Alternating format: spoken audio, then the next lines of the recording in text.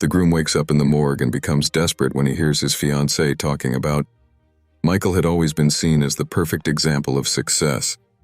At 32 years old, he had already built an empire in the real estate industry, becoming a respected and admired figure. With a promising career surrounded by influential people, Michael seemed to have it all. But amidst so many achievements, what truly warmed his heart was the love for Rachel.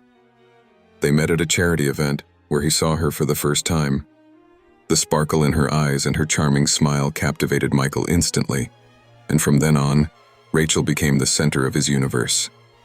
With the wedding scheduled for a few weeks away, Michael lived in a mix of nervousness and excitement. The preparations were in full swing, and he dedicated himself to every detail to ensure that the big day would be perfect. His fiancée, Rachel, was the epitome of elegance and delicacy, and the two spent entire afternoons planning every moment of the ceremony. Between laughter and loving glances, they discussed the flowers, the menu, and even the playlist that would be part of the dream party. For Michael, that would be the day when his life would be complete. However, the happiness Michael felt was just a facade for what was to come. He, always so attentive to business and the people around him, could not have imagined that the very luck that had always been by his side was about to turn its back on him. An unexpected meeting on a rainy night would change everything. Michael left home in a hurry, his mind full of thoughts about the final wedding details. But on the way, something unexpected happened. As he drove down the dark, deserted road, Michael had the feeling he was being followed. The headlights of a car behind him bothered him, shining brightly in his rearview mirrors. The discomfort grew with each passing minute, and he tried to speed up to distance himself, but it was as if fate had other plans. Suddenly, a strong impact made his car spin on the road, and all he could hear was the sound of twisting metal and shattering glass before darkness engulfed him. The weeks leading up to his wedding had now become a blur, a sequence of moments that Michael replayed in his mind as he tried to comprehend what had happened. The memories of Rachel, their plans together, the shared laughter, all of that began to fade as pain and fear took over his body. He didn't know where he was, but the cold and the sharp pain in his head indicated that the situation was serious. Michael, once so secure and confident, now found himself vulnerable, at the mercy of something much bigger than him. At that moment, he couldn't imagine that his life was about to change in a way he had never dreamed of, and that the love he felt for Rachel would be brutally and unimaginably tested. The silence in the emergency room was broken by the sound of heart monitors, which gradually transitioned from an irregular rhythm to a constant and disturbing continuous tone. The doctors, after several desperate attempts to resuscitate Michael, exchanged looks of resignation. The tension in the air was palpable. The clock read 10:34 p.m. when the head of the medical team, with a grave and heavy voice, announced what no one wanted to hear. Time of death, 10:34 p.m. Michael was officially dead, and with him, the dreams of a promising future were abruptly ended. The news of Michael's death spread quickly, like an uncontrollable fire. Friends, family, colleagues, everyone was taken by a wave of shock and disbelief. That brilliant young businessman, who was about to get married and start a new phase of his life, had departed so suddenly. Condolences began to pour in. Flowers and letters flooded Michael's home, while his loved ones tried to process the brutal and unexpected loss. Rachel, however, was the image of embodied pain. With red and swollen eyes, she received hugs and words of comfort with an expression that oscillated between despair and a strange calm. Those around her believed that her sadness was deep, almost unbearable, and admired her strength in the midst of suffering. She insisted on organizing the funeral personally, saying that she wanted to ensure that Michael had the farewell he deserved. However, there was something in Rachel that few noticed.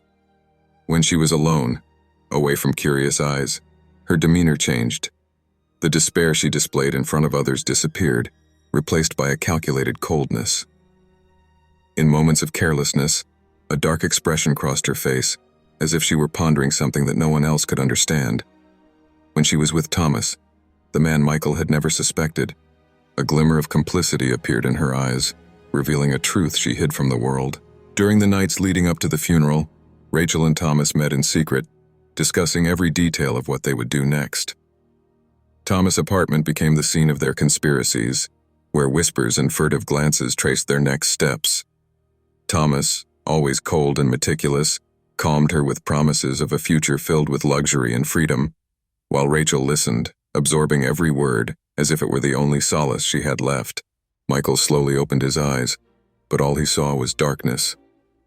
An invisible weight seemed to crush his chest, and for a brief moment, he thought he was trapped in a nightmare. He tried to move, but his body was completely immobilized, as if invisible chains kept him bound. The air around him was cold, dense, and the smell of disinfectant, mixed with something metallic, filled his nostrils. Gradually, the cruel reality began to seep into his mind. He was somewhere unknown, in an environment that reeked of death. His first attempt to cry out for help was in vain.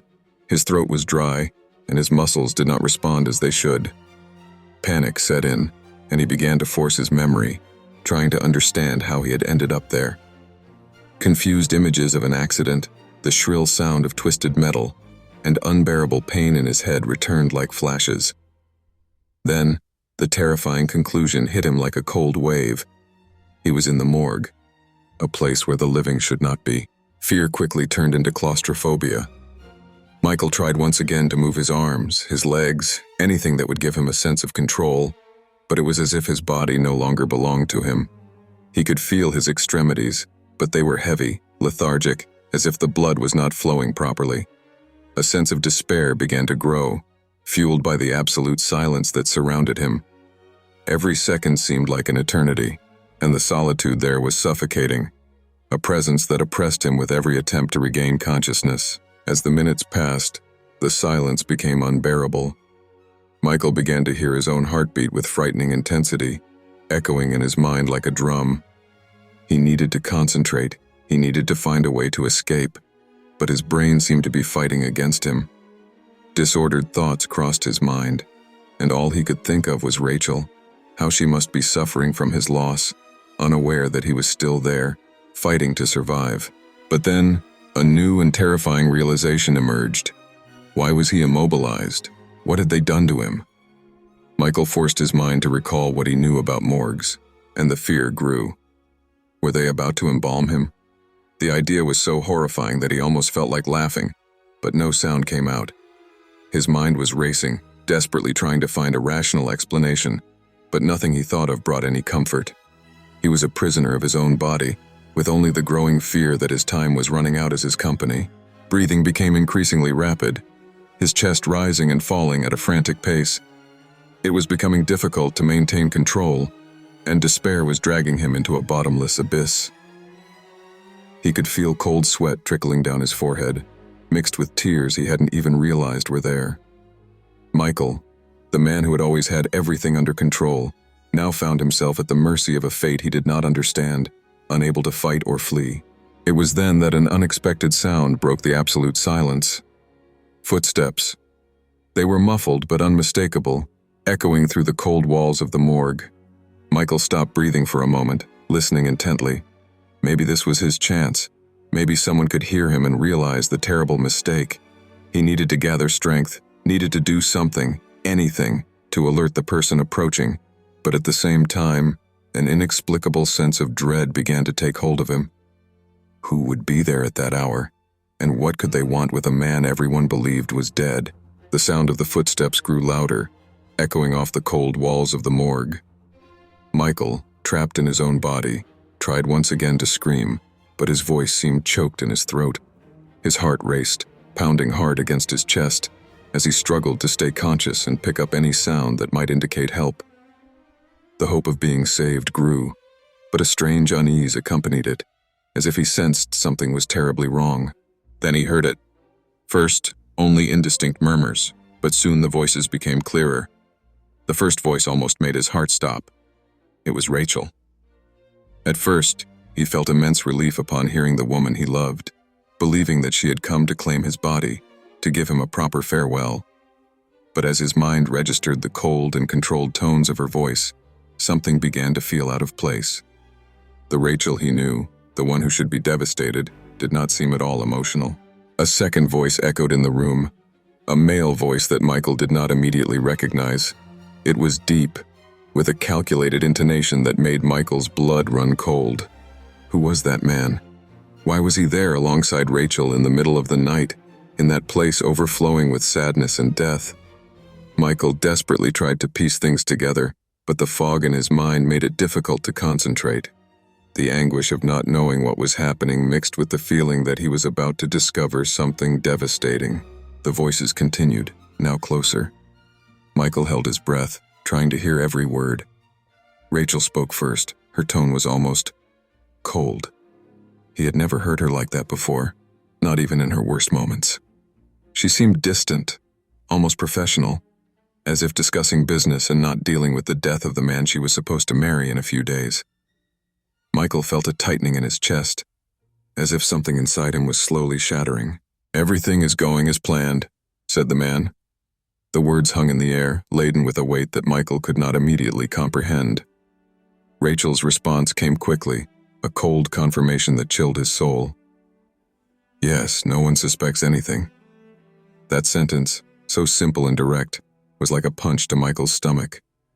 The relief he had felt upon hearing her voice turned into a ball of ice in his stomach. What were they planning? And why did Rachel, his Rachel, seem so involved? Michael tried to process the situation, but the reality was too cruel to be immediately understood. The words exchanged between the two were laden with secrets, insinuations that began to form into something terrifyingly clear. Fear and confusion took over his mind as he forced himself to listen to every detail of the conversation, as if the truth, no matter how painful, could be his only chance of survival.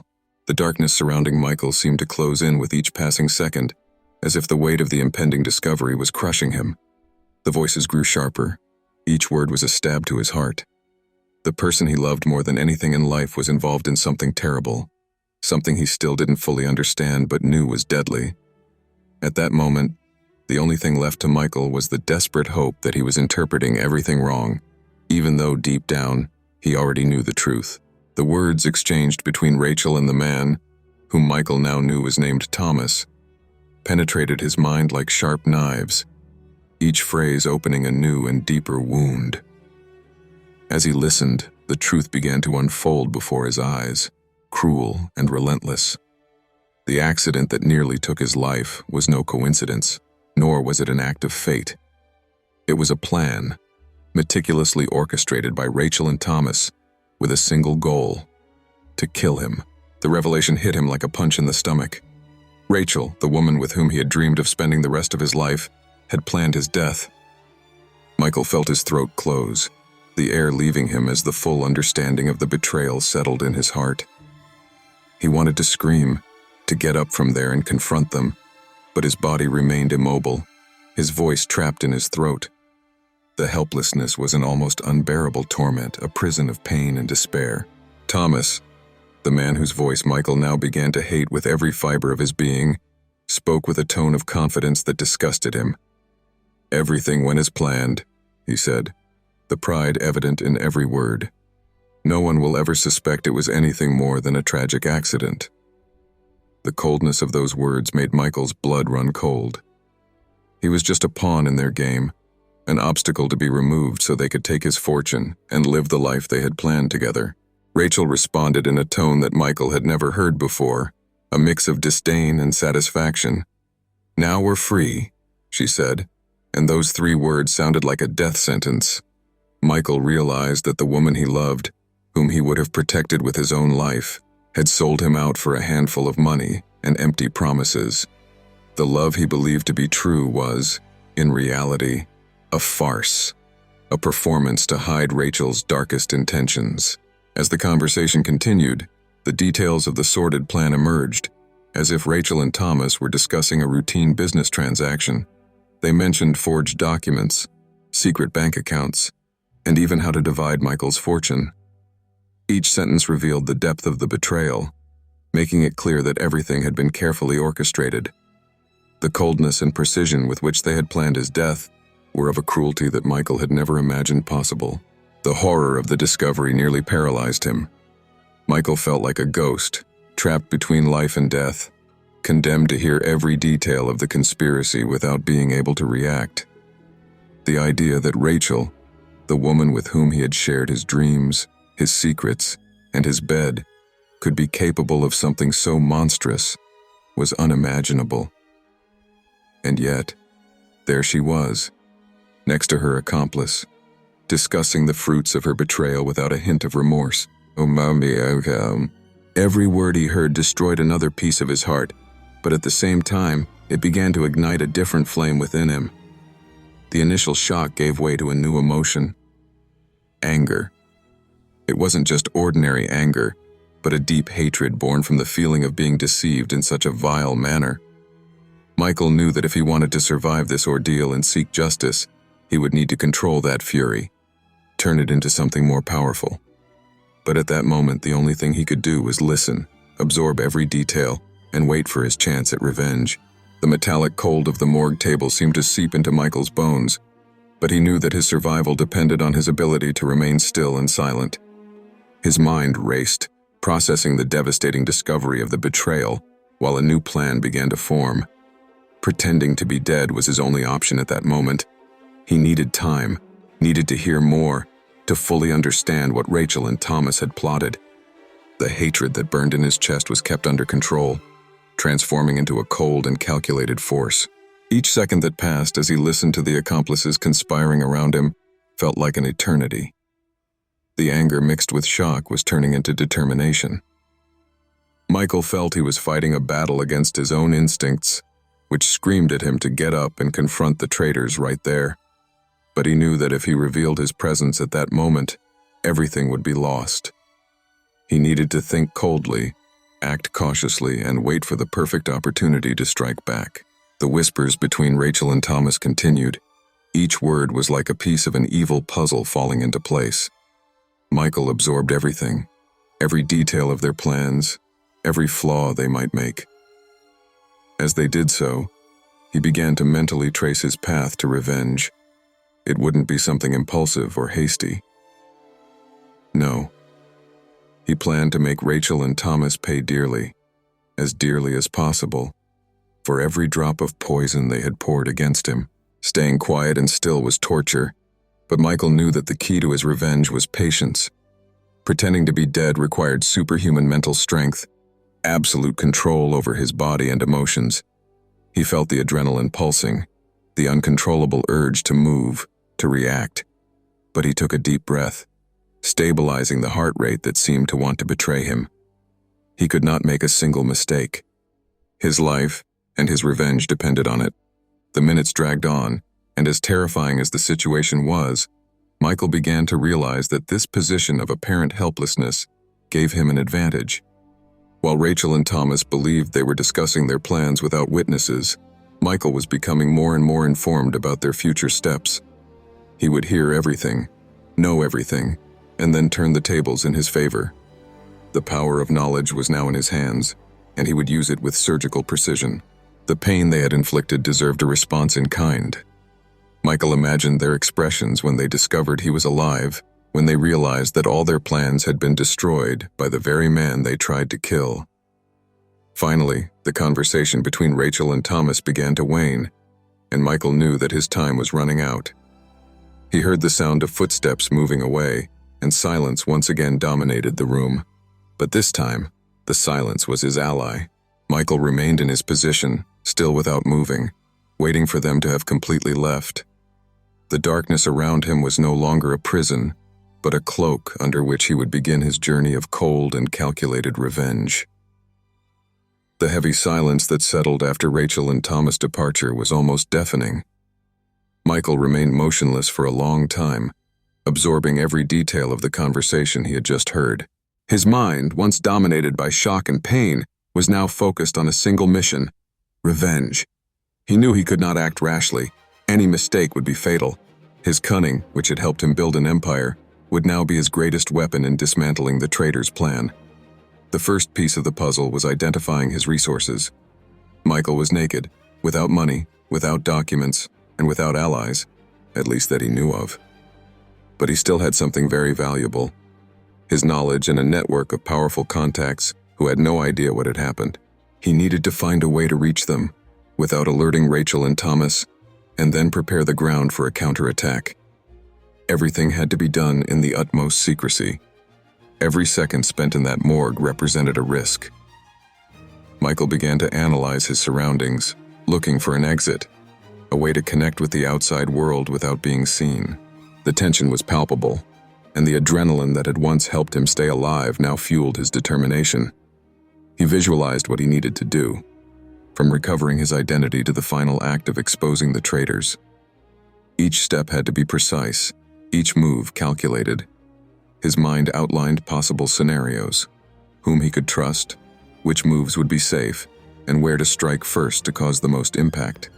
Each step he planned was a step closer to his revenge. As his mind worked on a plan, Michael felt the urgent need to protect himself. He knew that Rachel and Thomas would not hesitate to try to finish him off again if they knew their plan had failed. And now, in that cold and gloomy morgue, Michael was drawing the first lines of the plan that would turn Rachel and Thomas' world upside down, while he awaited the perfect opportunity to make his move. Michael knew that time was against him. Every second spent in that morgue increased the risk of being discovered. With a sharp mind and a pounding heart, he began to plan his escape. He needed to act quickly, but also with extreme caution. Moving slowly to test control over his body, he realized that the numbness was starting to wear off. The tingling sensation in his extremities was painful, but also a sign that he was ready to move. The morgue door, massive and heavy, was the first obstacle. But Michael knew that forcing it without a plan could alert any staff member still nearby. It was then that he heard a low, almost imperceptible sound coming from outside. Someone was there. Michael's heart raced as he tried to identify the presence. The door creaked softly, and a dim light invaded the room. Michael held his breath, preparing for the worst. The figure that entered the room was small and agile, moving with a dexterity that Michael did not expect. When the dim light from the hallway illuminated the person's face, he could hardly believe what he saw. It was the coroner's young assistant.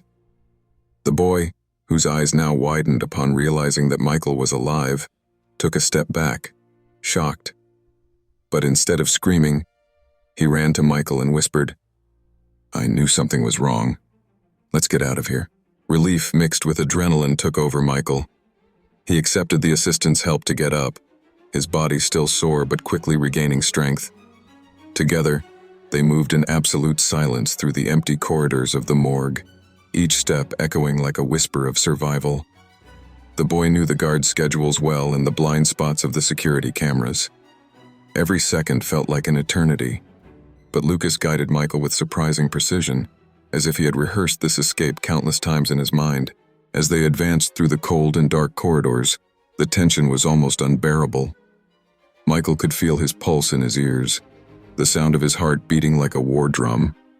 He was just a few steps away from freedom, but at any moment everything could fall apart. The fluorescent lights buzzed above them, casting long, threatening shadows on the walls. When they reached the last door, the one leading to the back exit, Lucas stopped and looked at Michael, his eyes reflecting the seriousness of the situation. "After this, you're on your own," he whispered before unlocking the door with steady hands. The door opened to the darkness of the night. Michael inhaled the fresh air as if it were his first breath in years. Every cell in his body screamed to run, but he held back, knowing that a sudden move could ruin everything. He gave Lucas one last look, who nodded quickly before disappearing into the darkness of the morgue. Without looking back, Michael stepped into the night, his senses on high alert. Every shadow, every sound seemed laden with danger, but he kept moving, guided by the instinct of survival. The deserted street awaited him, cold and indifferent. Michael knew he couldn't stay there for long. The adrenaline coursed through his veins, but he needed to stay calm. It wasn't the time to be hasty. Freedom was just a few steps away, but he was far from being safe. Michael disappeared into the night, a man who had risen from the ashes, but with a new mission, the revenge that kept him moving, like a specter preparing to haunt those who had betrayed him. The cold night welcomed Michael in his escape, but the world outside was a minefield of uncertainties. He knew he couldn't return to his old life without first gathering allies who could help him expose the truth. In his mind, A name emerged like a beacon in the darkness: the detectives he had hired weeks before the accident to investigate a series of suspicious embezzlements in his company. At the time, he suspected a dishonest employee, but now the truth seemed much darker. Michael sneaked through the streets, using all his skills to avoid detection. Each step was a combination of caution and urgency. When he finally arrived at the detective's office, located in a discreet part of the city, he had to knock on the door several times before someone responded. The look he received upon being recognized was a mixture of shock and disbelief. "Michael?" whispered one of the detectives, still half in shock. "You are alive?" The shock gave way to urgency as Michael brought them inside and, with a tense voice, told them everything he had discovered. The detectives' expressions hardened as Michael's story unfolded. They listened intently, interjecting with pointed questions to fill in the gaps in the narrative. Rachel and Thomas' betrayal was a blow that no one expected, and the revelation that the accident had been a murder plot left them on high alert. The need to act with precision was clear, and together, they began to outline a plan to unmask the traitors. Michael knew he couldn't rely on common justice. He would need to be more cunning. The first step was simple but vital: gather indisputable evidence of the conspiracy. The detectives, veterans in dealing with complex cases, knew that any false move could alert Rachel and Thomas. They would use every tool at their disposal: bugs, hidden cameras, and even infiltrations, to document every suspicious word and action. Michael, still hiding in the shadows, would become the ghost pulling the strings, watching his enemies entangle themselves in their own web. With the plan set, Michael felt the first wave of hope since waking up in that morgue. The detectives promised to operate with the utmost discretion, keeping his identity an absolute secret. They knew that Rachel and Thomas, believing they were safe, would be more vulnerable to mistakes. It was a dangerous dance, but one Michael was willing to lead, with each step carefully choreographed to expose the truth. The anger he felt was turning into cold determination. The game was about to begin. To keep the plan moving, Michael would need a safe place to hide. The detective suggested a safe house, a location off the radar, where he could communicate with them without the risk of being discovered. There, Michael began to gather all the memories and information that could be used against Rachel and Thomas. It was a race against time, where intelligence and patience would be his greatest weapons. He knew he couldn't make a mistake. While the detectives set their trap, Michael mentally relived every moment of his life with Rachel, looking for signs he had ignored. Every smile, every word she said now seemed tinged with falsehood. But this pain, instead of weakening him, made him stronger. He knew that the only way to heal that wound was to ensure that Rachel and Thomas paid for every drop of suffering they had caused. As time ran out, the plan advanced, and Michael was closer than ever to his revenge. He had returned from the shadows, more dangerous and determined than ever, and with experienced allies by his side, he was ready to expose the rot hidden behind the facade of his old life. Rachel and Thomas dove into the new life they believed they had conquered. To everyone around them, they were the picture of silent victory. Rachel, now dressed in mourning, played the role of the grieving widow perfectly, while Thomas, discreet but always nearby, acted as the supportive and reliable friend. They could barely contain their satisfaction at having eliminated the obstacle that Michael represented. In the eyes of the world, they were just waiting for the right moment to claim the fortune they had stolen. In public, Rachel displayed a mask of pain and fragility, a cruel contrast to the poison that Michael knew ran through her veins. Her tears in public were meticulously calculated to generate empathy, attracting looks of compassion. In social circles, she spoke of grief with a tone of resignation that made others see her as a tragic and admirable figure. The game of lies was in full swing, and every move they made was another piece in the puzzle that Michael watched from the shadows. Meanwhile, Thomas kept to Rachel's shadows, waiting for the right moment to emerge as her new business partner, and eventually, as her lover. He was careful, ensuring that their public interactions were seen as nothing more than friendly support. But when the doors closed, the real Thomas emerged. The cold and calculating accomplice who now believed that Michael's fortune was within his grasp. But despite all of Rachel and Thomas' confidence, there was a latent tension that only Michael, hidden in the shadows, could perceive. Small flaws began to appear in their interactions, like cracks in a perfectly painted wall. Thomas seemed more impatient, his gestures less controlled, while Rachel was sometimes caught looking away, as if she felt the weight of the secret she was keeping. They didn't know it, but they were being watched at every step, and Michael saw these cracks as signs that his plan was working.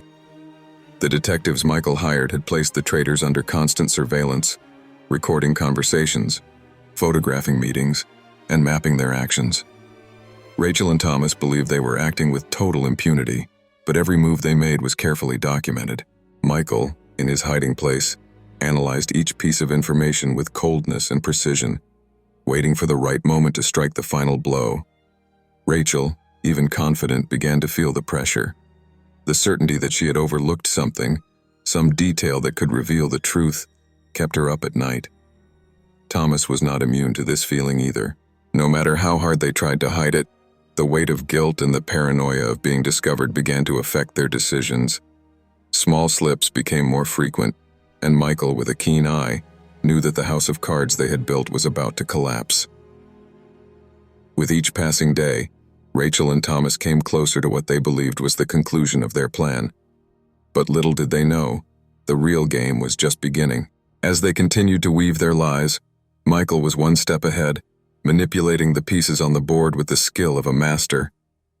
The tension grew, and the feeling that something was about to happen hung in the air, like the calm before a storm they would never see coming. The moment Michael had been waiting for finally arrived. He knew that Rachel and Thomas believed they were about to secure their ultimate victory. After weeks of meticulous maneuvers, the traitors were confident that the path was clear for them to take possession of the fortune that once belonged to Michael. Their confidence was Michael's secret weapon. They had no idea that every one of their steps was being carefully watched, and that the ground beneath their feet was about to give way. Michael orchestrated a meeting, carefully planned to appear as the perfect opportunity for Rachel and Thomas to finalize their coup. A discreet meeting with a supposed buyer for one of Michael's most valuable properties, disguised as the sale that would seal their success. The two conspirators were euphoric, certain that this would be the final move needed to secure their future. They had no idea they were walking straight into the trap that Michael and his allies had set. On the appointed day, Rachel and Thomas arrived at the meeting place, a luxurious penthouse with a panoramic view of the city. The setting was perfect for what they believed would be the triumphant conclusion to their plan. The environment exuded a false sense of security, every detail carefully prepared to reinforce the illusion that they were in control. But as the two prepared to meet the buyer, they didn't notice the hidden cameras and listening devices already recording every word, every gesture. When the buyer finally arrived, Rachel and Thomas were ready to conclude the transaction. They exchanged complicit smiles, certain that they were one step away from turning their betrayal into a colossal gain. But as they began to discuss the final details, the penthouse door suddenly opened. In an instant, the heavy air of tension was cut by the entrance of several men, the detectives, accompanied by police officers, who immediately surrounded the couple. The surprise and panic on Rachel and Thomas' faces were evident, and at that moment, they realized that something was terribly wrong. Before they could react, the detectives began to display the incriminating evidence they had gathered. Recordings, forged documents, and even images of Rachel and Thomas openly discussing the conspiracy to kill Michael. Each piece of evidence was a stab, each accusation a blow that left them paler and more desperate. The certainty that they had been deceived from the beginning spread across Rachel's face, while Thomas tried in vain to find a way out. At the height of desperation, Rachel screamed, denying all the accusations, but her words sounded hollow even to herself. Thomas, normally cold and calculating, completely lost his composure, desperately trying to convince the detectives that it was all a misunderstanding, but the reality was inescapable.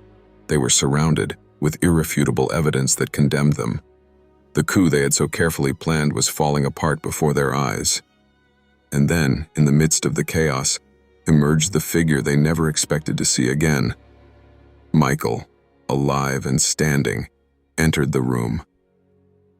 The shock that crossed Rachel and Thomas' faces was overwhelming, as if they had seen a ghost, but it wasn't a ghost. It was the man they had tried to kill, returning to unmask them, and claim his justice. The silence that followed was dense, almost palpable, as the truth descended upon them like a final sentence. The conference room was packed, with reporters from all the major news networks gathered, eager to discover what had led Michael to call such an unexpected press conference. His name, previously thought to be dead in a tragic accident, was now circulating with a mixture of curiosity and disbelief. No one could understand how he could be alive, much less what he was about to reveal. The tension in the air was palpable, and the sound of cameras clicking incessantly heightened the suspense. When Michael entered the room, the murmuring stopped instantly. All eyes were on him, and the energy in the room changed drastically.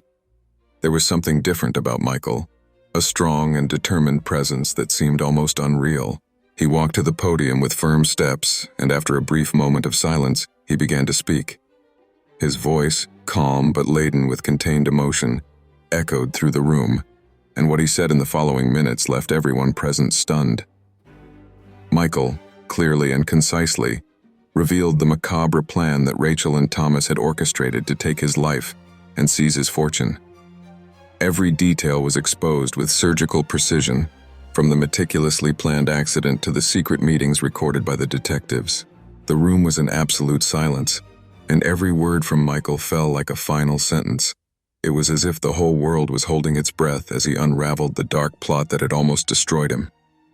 The screens around the room began to display the videos and recordings that Michael had brought as evidence. The conversations between Rachel and Thomas, which were once confidential, were now being broadcast to the entire world.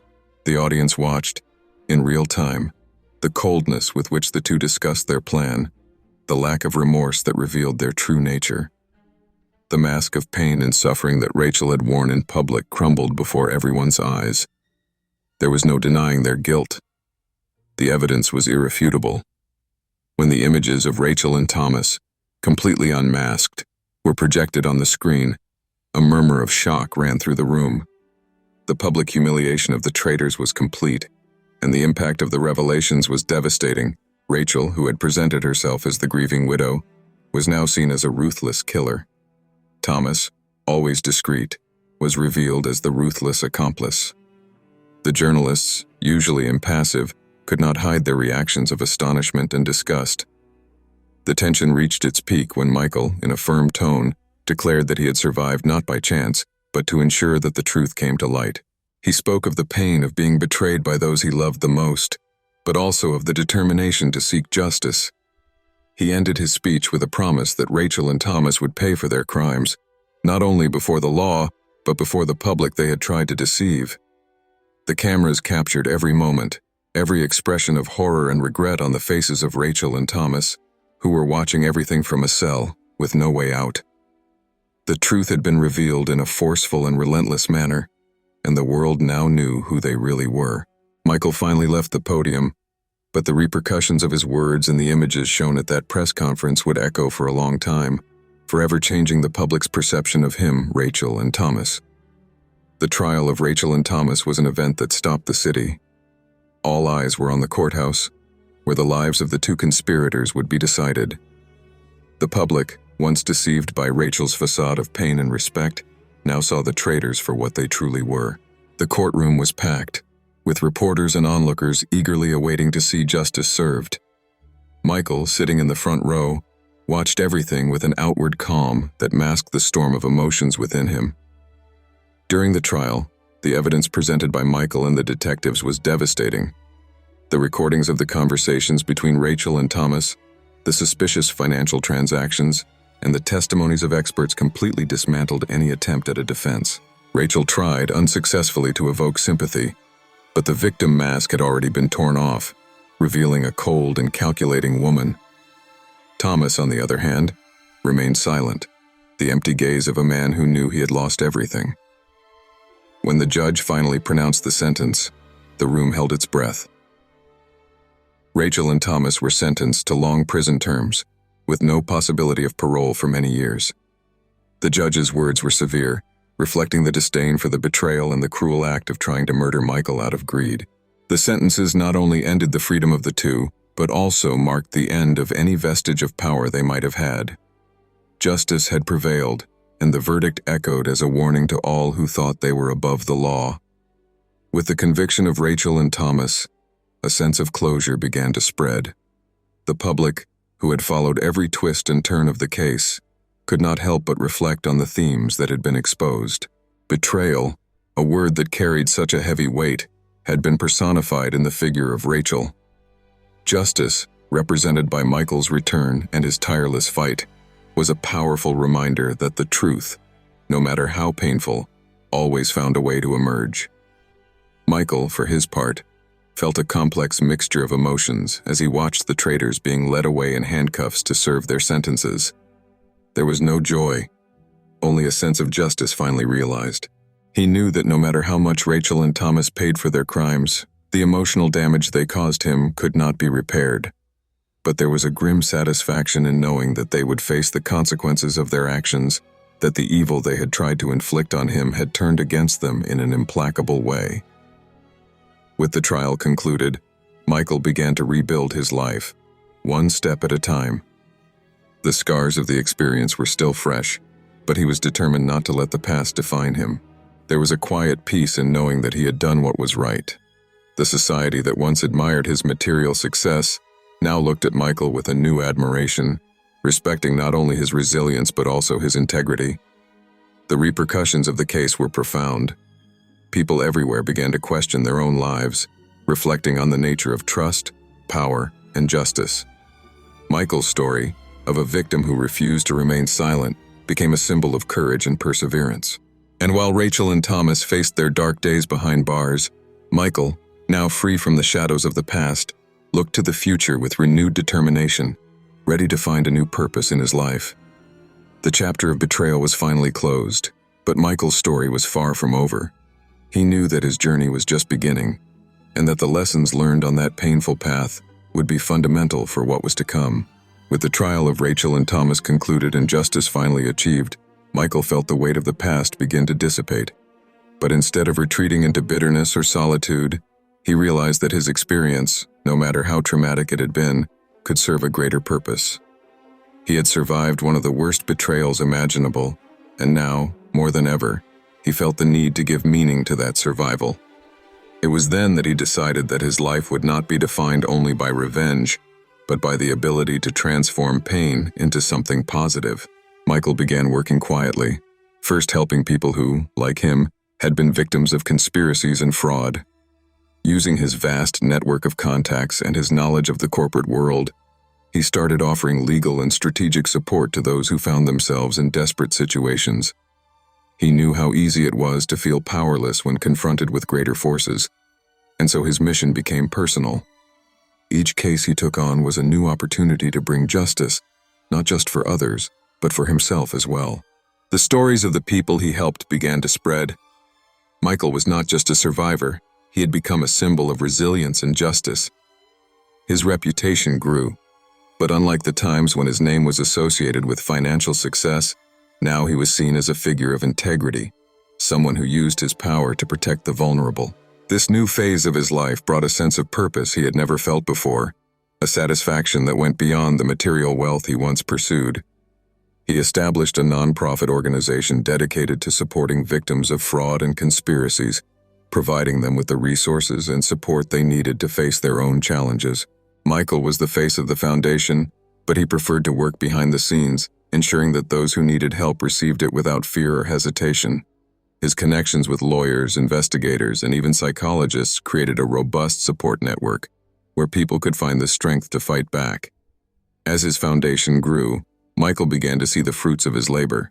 He helped expose corporate fraud, uncover corruption schemes, and even reunite families separated by injustices.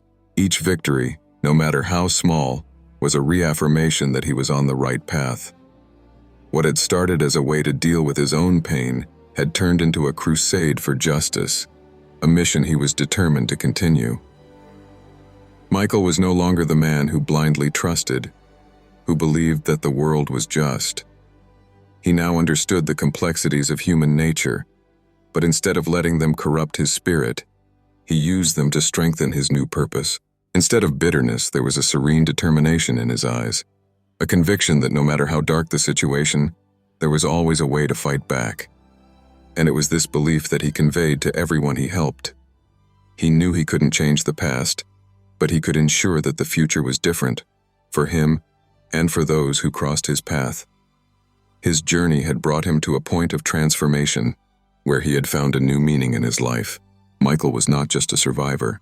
He had been reborn as a defender, a protector, someone who, through his pain, had discovered his true calling. And as he continued his mission, he knew he had finally found the peace he had long sought. Time passed, and Michael, who had once been devastated by betrayal, now walked with the serenity of someone who had found his true essence. In his solitary reflections, he saw himself not as a victim of circumstances, but as someone who transcended the shadows to become a force for change. The scars of betrayal, once so painful, had turned into marks of a battle won, reminders of the difficult path that led him to redemption. He felt stronger and, above all, wiser. One night, sitting on the porch of his house, Michael watched the horizon tinged with the last rays of the sun. The vibrant colors of the twilight brought him a deep feeling of peace, something he thought he would never feel again. The silence around him was comforting, a welcome pause after years of turmoil. He thought of all the people he had helped, the lives he had touched, and realized that his own life had gained new meaning. He had not only survived the worst, he had risen from the ashes with a renewed purpose. Michael had learned that even in the darkest situations, the truth always found a way to prevail. This knowledge guided him, giving him the strength to continue helping others fight the injustices they faced. He had become a respected figure, a symbol that justice, no matter how difficult it was to achieve, was not unattainable. The man who had once been broken now inspired those who were on the brink of despair, showing them that the darkness was not the end, but a prelude to something greater. On a spring afternoon, while walking through a park, Michael saw a family playing on the lawn. The laughter of the children and the love shared between the parents touched something deep inside him. That simple moment of joy, of genuine love, brought a smile to his face, reminding him that life, with all its complications and betrayals, was still beautiful. The truth and justice he had sought so much were not only in grand gestures, but also in the small acts of kindness and relationships that gave meaning to existence. Over time, Michael's story became an urban legend, a tale told to remind people that no matter how difficult the path, there was always a way out, a light at the end of the tunnel. Michael knew that his role was no longer that of the protagonist in a revenge plot, but of a mentor, someone who could guide others on their own journeys. He embraced this new role with gratitude, knowing that by helping others, he was also healing himself. On a rainy afternoon, while reviewing the final details of a particularly difficult case, Michael paused to look out the window.